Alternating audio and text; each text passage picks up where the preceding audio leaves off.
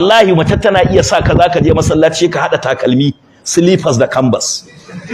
Ina rantse maka da Allah, mace da kake kallo duk girman ka ta iya ramutsa maka lissafi da ka kasa gane ina ka dosa, ta iya sawa ka sa rigar ka a baibai.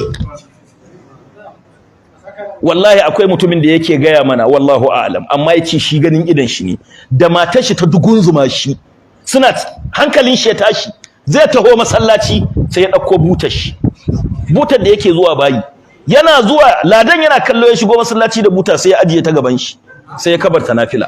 Sai liman ya ce ladan ya ce malam me ka gani ka ajiye anan? Sai hankalin shi ya dawo, da ya kalla da kyau sai ya ga ashe buta ce, wai ya dauka carbin shi ne. Carbi ina ba aljiwa ake sa shi ba ko ruko shi carbi buta sai kwalla sai ya dau buta ya mazazar sai ya fita. Mace da kake kallo duk girman ka nemi taimakon Allah kawai, kuma ka yi haƙuri da ita, ka yi haƙuri da ita.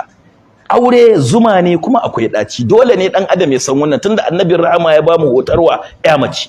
Sayyidina Umar duk da ƙarfinsa da jaruntakarsa amma wallahi yana tausasa wa iyalinsa, yana haƙuri da ita, yana shanya abubuwan da take masa ba don tafi ƙarfinsa ba, ba don tafi ƙarfinsa ba.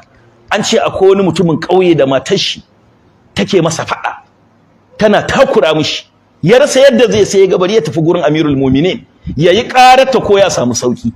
Ko da yazo kofar gidan Sayyidi Umar yayi sallama yana jiran Sayyidina Umar ya fito, sai ya jiyo matar Sayyidi Umar ta nemi faɗa tana sababi, murya shi na kan murya Sayyidi Umar, shi kuma yana sauke murya yana kwantar da ita a hankali. Sai mutumin nan yace idan wannan shine halin Amirul Mu'minin a gidansa, to yaya halina? Yadda muka san Umar a waje ba kowanne ɗa namiji zai iya gaba da shi ba, halin shi muka. Sai ya ce to ya gane, ya juya zai koma ya je ya haƙuri yake, sai ga Sayyidina Umar ya fito.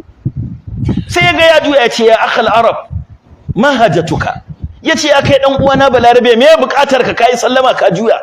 Ya ce ya Amirul Mu'minin, da Allah wai matan nan da take maka faɗa tana ɗaga murya a kanka, babar ka ce ko yayarka? Yace ba baba ta bace ba yaya ta bace mata ta ce.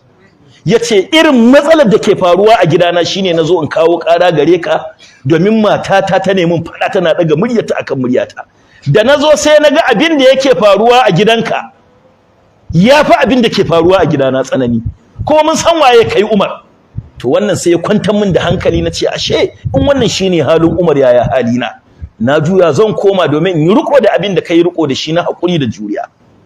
Sayyidina Umar ya shiru ya kalli wannan mutumin kauye, yace ya akal islami tamiluha fa inni ahtamiluha li huquqillaha alayya, innaha dabbakhatun li ta'ami khabbazatun li khubzi murdi'atun li auladi. Mata akwai stages da ake shiga na rayuwa aure. Akwai yau zaka ga yadina, akwai shekara 1, akwai shekara 5, akwai shekara 10, akwai shekara 20. Shekara 1 shekaru ne na korafi da alamen. Yawanci abin da ma'aurata suka tawo da shi daga waje a kansu suna ta kokari sai sun ga ya tabbata. Tana tunanin in ta aure za ta huta, saboda haka yanzu da ta aure hutun nan take nema ta ko'ina. Idan aka shekara 5 a lokacin kuma an yi amai an yi komai, kowane abokin aure ya san ɗabi'ar abokin aurensa, ba ɓoye-ɓoye. Shekarar farko ana ta ɓoye-ɓoye da sa ran abin da na yi tunani a kanki zan samu, abin da ta yi tunani a kansa za ta samu. To shekara 5 kuma in me kazanta ne an ga kazanta, in wani kala ne danginsa an gani, in me kaza ne an gani, ita ma duk larurarta da gazawarta ta bayyana, an fara kosawa. So rayuwar ba za